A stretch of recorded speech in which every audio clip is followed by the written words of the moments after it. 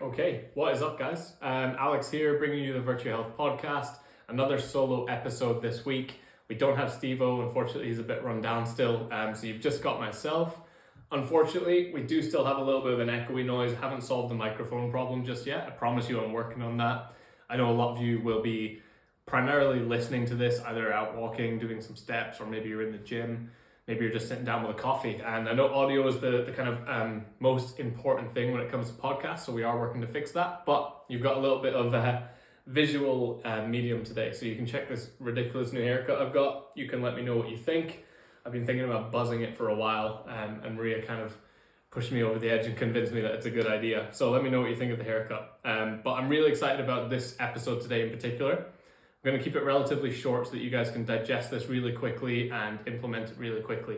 But we spoke about 10 mindset frames that will change your thinking around nutrition. We spoke about this last night on our community call within Virtue Health. So I worked really hard to put this together, and I think everyone got some tremendous value out of it. Everyone at least had one or two that chimed home with them and made a big difference, because over the course of 20, 30, 40 years maybe, you've probably been told things, or you've told yourself a story or a narrative that has formed your belief about nutrition and subsequently your relationship around nutrition. And some of those relationships are fine.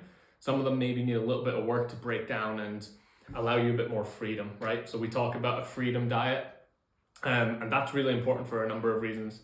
It means that you don't resent or restrict certain foods. It becomes easier to go to social events, parties, holidays, things like that, because you're a little bit more free with your nutrition.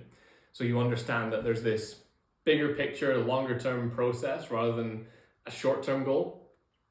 So little setbacks, little speed bumps don't necessarily disrupt you as badly. And then you also have the freedom to go, do you know what? I can eat all of this food if I want to. I can choose all of these different foods. There's nothing that's off the table. That's actually one of the mindset frames that we're going to talk about today. But essentially, we want to take these mindset frames. They all work in a very positive way. So they change our beliefs to be quite positive around nutrition. They give us control and freedom at the same time. So I'm doing enough talking about that. Let's dive into the first one. So again, you'll get a lot of benefit out of this if you take notes, or you can put notes down somewhere. So if you've got a coffee or you're at your desk at work, I highly recommend writing these down. We will put them in the show notes anyway. So first mindset frame that will change your thinking around nutrition is that no one is ever perfect with their nutrition 100% of the time. Thinking that some people out there, maybe the influencers you see with six packs or really low body fat or big muscles or whatever it is that you're consuming on social media, assuming that they are perfect with their nutrition all the time discredits you in two ways. The first one being that you make an assumption that you can never achieve what they have because of certain limitations in your life or certain differences within your life. So let's take one example. Maybe you look at someone on the internet in great shape or in a shape that you aspire to, and you think, God, they must be so perfect all the time. They must sacrifice going out. They must sacrifice going to birthday parties. They must sacrifice dinners in restaurants with their partners. I could never do that because I have all these things and I love these things and they get in my way. So you are immediately discrediting your own ability to achieve a goal because you assume someone is making sacrifices that you're not prepared to make or that you haven't made so far. What you might find about these influencers is they could be taking performance-enhancing drugs. They could have a very different lifestyle than the one they're presenting on Instagram. They could have a lot of very unhealthy behaviors and relationships with their self-image, which I'm pretty sure you would not want to take on. So this one is a little bit about comparison if we summed it up, right? No one is ever perfect with their nutrition all the time. It's a comparison problem. As soon as you see that person you're aspiring to be, you want to take on all of their positive aspirations and character traits. But with that, you also take on all the negative ones. We just mentioned that a little bit briefly there. A lot of those people you see will have horrible relationships with food. They will be very unhealthy, especially if they're incredibly lean or they look incredibly lean year round. I can promise you that their testosterone, their sex drive, their hunger cravings, all of those things get muddled up by being that unsustainably lean year round, or in pictures at least. So that's the first part of that first mindset frame is that when you assume other people are being perfect all the time and that's the only reason they're in shape, you're discrediting yourself from getting off the start line. The second reason that that mindset frame is important is to understand that no one is ever perfect with their nutrition. And actually, perfection mindsets around nutrition can be kind of harmful because you can start to obliterate food from your diet. You can start to make small little things seem like a really big deal. And there's this sliding scale for a lot of people between what is optimal or what is perfect and what is convenient. And for a lot of us, we live a lifestyle where we are quite high on the convenient end of the spectrum or on the perfection side of the spectrum. And as with most things, there's a happy medium to be met there. Sometimes you might have to get for grab and go food because you are at work or you're on the go or you're traveling. Sometimes you'll be able to take time, cook a meal, prepare some food for the next day. But we've talked about freedom and flexibility in your diet being really important so that you're not strict, you're not restrictive, and you're not totally stringent around food all the time. Freedom and flexibility, it kind of sits somewhere there in the middle. We might not be perfect all the time, but if we are 80%, 90% with consistency, you can bet that you're going to be doing a pretty good job with your nutrition. So we've gone deep on that first mindset frame, but I'll remind you guys, no one is ever perfect with their nutrition. Mindset frame number 2, just because I started badly does not mean I am off track.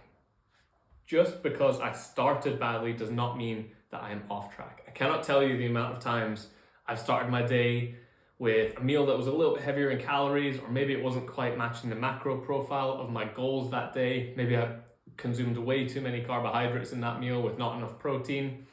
And instead of writing that day off, I've just tracked it. And I've tracked the rest of the day and I've adjusted for things as I've gone on.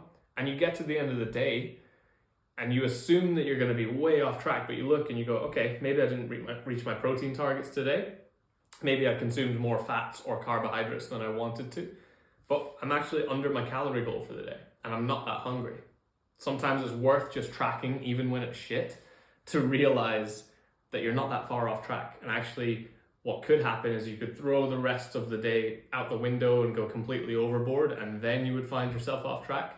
But if you track things, have a little look, see where you're at, you might find that you're not actually in as bad a position as you thought. And that can lend itself to defeating that perfectionist mindset that we mentioned in part 1. So mindset frame number 2 is just because I started badly doesn't mean that I'm off track. Number 3, mindset frame number 3. Guesswork and cutting corners is the beginning of the end. Guesswork and cutting corners is the beginning of the end.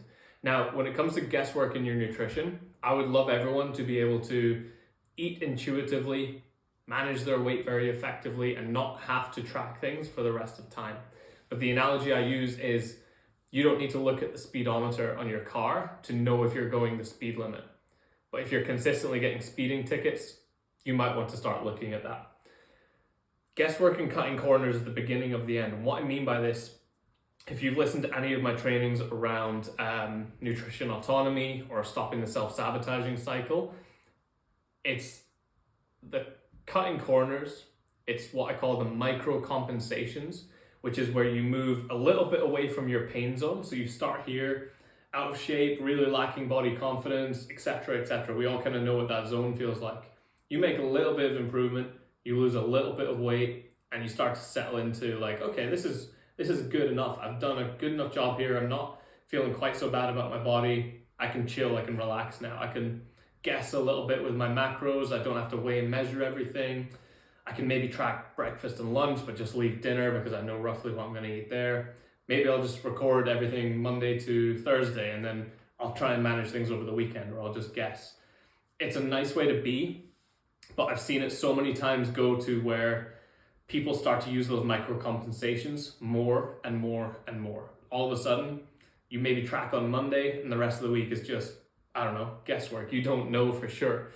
And it's sad to see when people get to that place and start to think, okay, that's me done, I've achieved it. I don't have to try as hard as I did in the beginning. Well, guess what? It's like running the first part of a race really, really quickly and then just like stopping and sitting down on the floor. Everyone starts to pass by you and you don't actually get to the end goal that you were trying to achieve. So anytime that you are aware enough to notice a micro compensation, there's a part of you that is saying, okay, I can relax. I don't have to be so uptight with things. You need to shut that part down and tell it, okay, no, part of this process of losing weight or improving my body confidence is about sticking to the small daily actions that I said I would. It's about doing the things I said I would and showing up for myself, even in the smallest moments that don't seem significant. So just remember, guesswork and cutting corners is the beginning of the end. Number 4, if I do not quit, I will get there one day. That's a really important phrase for people to remember. And it's the same in that micro compensations rule. So these two are linked. What you'll find is there's that slow, insidious creep of behaviors when people start to realize, okay, I made some progress really quickly initially, but actually getting to my goal weight or getting to a place where I feel happiest is going to take a long, long time. If I do not quit, I will get there one day. When you brush your teeth, they don't magically become white all of a sudden, but you still show up every day and you brush your teeth. When you do when you have a good day at work or a couple of good weeks, you don't automatically get a promotion, but you have to continue showing up every single day to get to that end goal or to get your teeth to be in a good condition all the time.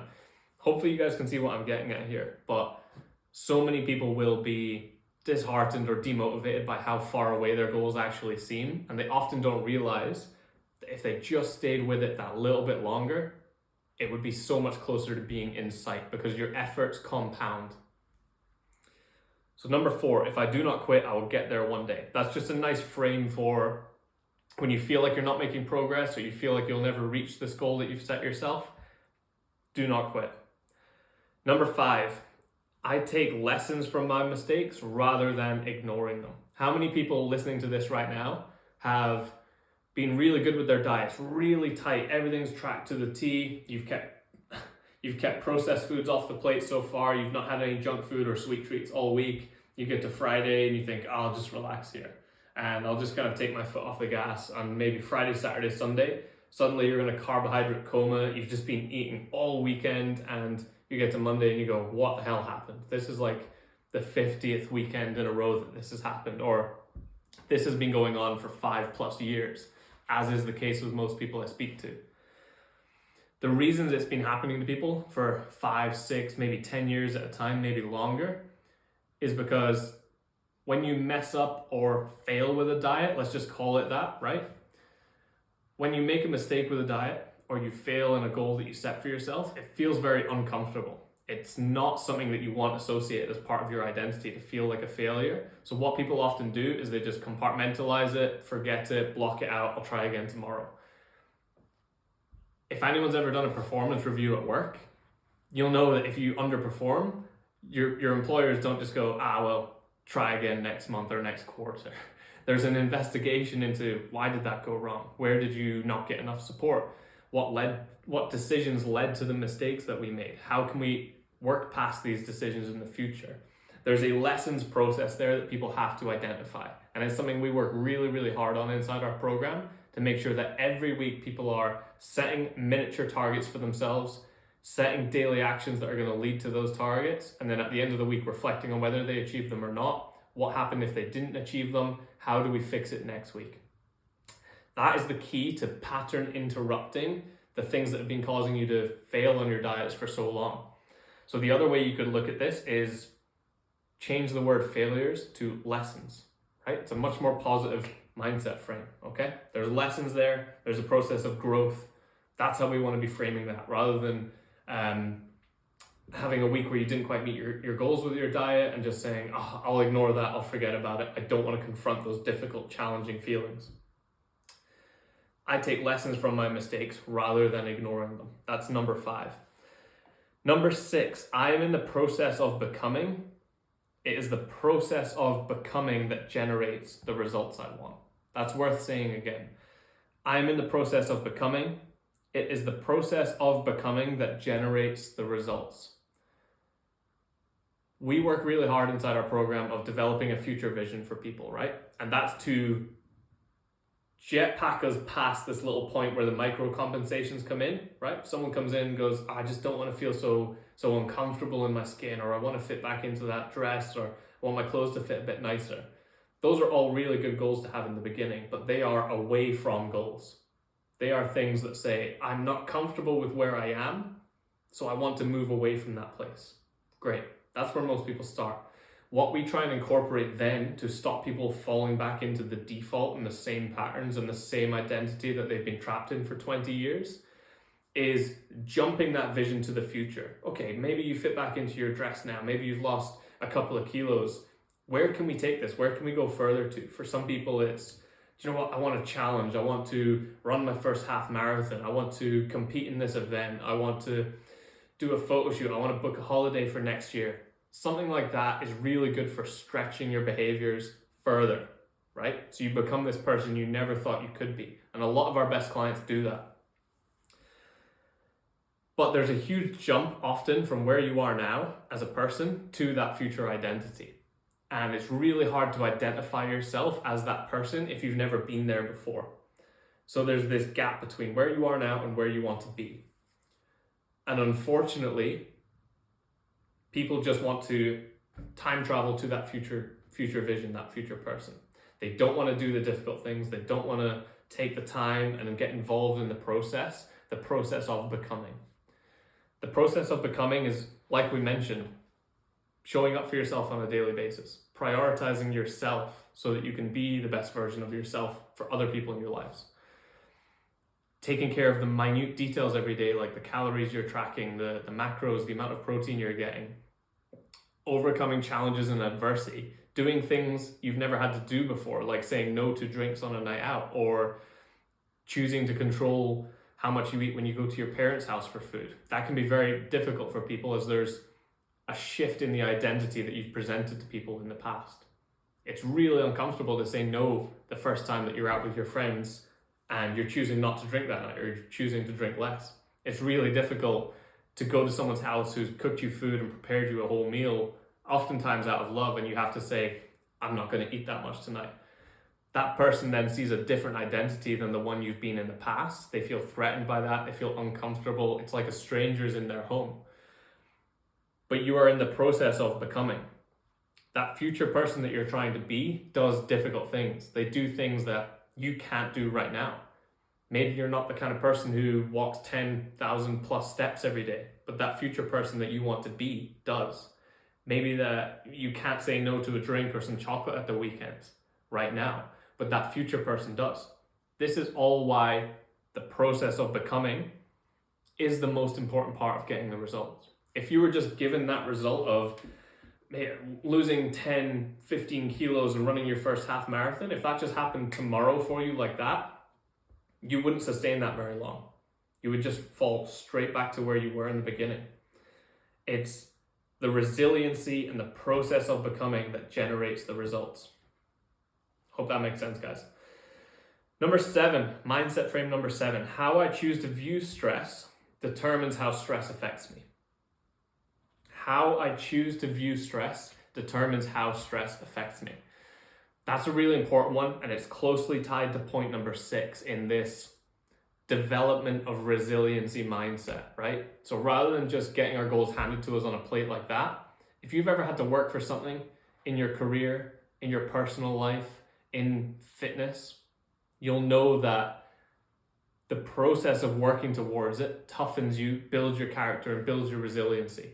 And I'm cautious of not making these mindset frames just sound like motivational quotes, because oftentimes people don't need just more motivation. Everyone's motivated. Everyone wants to either change or improve for the better. We're all pursuing that, but we can lose motivation by not having a long-term vision or by being confronted by challenges that make us feel uncomfortable. The process of becoming, point number 6, we want to become people who are comfortable with challenges and comfortable with seeking things that are new and strange and being comfortable in unstable scenarios, because those are the kind of people who succeed with nutrition and keep their weight loss at a manageable level. So on to point 7 again, how I choose to view stress determines how stress affects me. There's been a lot of evidence or research that I've listened to as a third-party consumer. So I won't say I've done any research. I won't say I've read any research or literature. I don't recommend you do that either, unless you are a qualified professional researcher or you're in a field similar to that where you can understand the methods, the populations, all the details of studies that are used. I don't recommend people read first or second degree studies or reviews. But we all have very influential people that we'll listen to, and it's your choice who to listen to and to decide that information for yourself. But some of the stuff I've been hearing recently is about how people view stress and their stress response. So, 2 separate study groups. One was shown a video on how stress affects your health, your body, your mindset, how it's linked to a lot of chronic diseases, as we all know. The other group was shown a video, which both of these are factual. The other group were shown a video about how stress actually, exercise is a form of stress on the body. Stress in micro doses can lead to a tolerance or resiliency against stress. They then measured both those groups' stress response in situations. The group that viewed stress as unhealthy had a much higher response to stress, as in they could not cope with it as much. The group that thought of it or viewed it as a healthy in certain doses kind of method, stress barely affected them. And I'm simplifying research here to a really easy to understand method, but it's entirely how you view it. This goes back to that process of becoming. So if we can introduce micro stresses into our day, maybe that's hopping in a cold shower in the morning. Maybe that's going to the gym for a tough workout. Maybe that's walking your dog in the rain outside when you don't want to. All these little things that you can do that are slightly tough, but not dangerous or highly stressful to yourself, they actually toughen your mind and build resiliency. And there's a reward pathway in the brain for when you do that difficult thing. It's like a vote of confidence in yourself. Hey, I did that. I didn't want to do it. Now I have proven to myself that I can overcome a challenge and I can overcome difficulties. I want to do that more because it's a good feeling. How I choose to view stress determines how stress affects me. Everyone we work with, for the vast majority of people, will have stress affect their diet in some way. I've spent too much of my time, as I identified this early on, trying to avoid stress in every scenario, right? I've built my lifestyle around being as stress-free as possible, and it's constantly made me more anxious, more responsive to stress than I ever was before. So, choosing how to view stress as a healthy option or a healthy emotion, I guess, is a positive thing for you long term. You start to deal with it better. It won't affect your choices as much. How you view stress determines how it affects you. Point number 8, I'm allowed to eat anything, but I must make adjustments for what I eat. This came to me when I was at a networking event recently. I went to the networking event as a nutrition coach or owner of a nutrition coaching business, and they were handing out pastries at this event. I fucking love pastries. I went to get one and someone actually stopped me and said, "Oh, are you allowed to eat that?" Which is my favorite thing to hear as a nutritionist, especially one who coaches flexible nutrition. I'm allowed to eat anything, but I must make adjustments for what I eat. So it was actually someone I was talking to at this event that said, you are allowed to eat anything. Everything is allowed, but it's just choosing, okay, how much of that am I going to eat? What choices will I have to make in the future to account for this, right? It's like spending money. You can spend your money on whatever you want every month, but then you'll need to make sure that you don't spend money on too many things so that you can pay your rent, pay your food bills, pay your energy bills, etc., right? You could go out, buy a new pair of shoes, have a great night out with someone, but you probably then want to make sure, like, okay, grocery budget's got to be really tight for the rest of the day. No excess spending on cinema trips or coffees out because we've got these big rocks to take care of. That's a really positive switch for someone who's had a restriction mindset in the past, or who has had to cut out foods or has blamed themselves and shamed themselves for eating certain foods in the past. You are allowed to eat whatever you want. Don't let anyone else tell you what to eat, but definitely take into account, okay, I just ate a food that's pretty high in sugars and fats. I'll definitely want to make sure that my step count is high today. I'll definitely want to make sure that I get some form of exercise in. And I'll definitely want to make sure that my next few meals are very lean protein with some veg and some high fiber foods, maybe some carbs and a little bit of extra fat in there. That's it. It's just checks and balances, guys. Number 9, I am always in control of my responses and my actions. This is a task we get people to do very early on when they feel like they don't have the tools, the strength, the courage, the control to look after their nutrition themselves. There's always something that affects people. Being late to work, traffic, kids getting out of school late or early. We call this our spheres of control task. You start with the smallest things. What is always within my control? Then you zoom out a little bit. What are the things that are sometimes within my control? And then zoom out a little bit further. What are the things that are absolutely never within my control? There's 2 main benefits of this task. Number 1, when you get to the always in control sphere, it should really be 3-4 things. Your response to any situation, your actions, and what goes in your mouth is always your responsibility as an adult. I'm yet to see an adult be force-fed food in the real world. It just does not happen, okay? You might have a lot of pressure from people outside you. You might have a circumstance or a situation where there's so many food options available. You are always in control of what goes into your mouth. You're always in control of how you respond to a situation, right? So we talk to our clients a lot about going from a reactive mindset, which is not thinking, quick decision, I'm going to have the chocolate, to a response mindset. That might be quick stimulus, stress happens, okay, take a minute, breathe.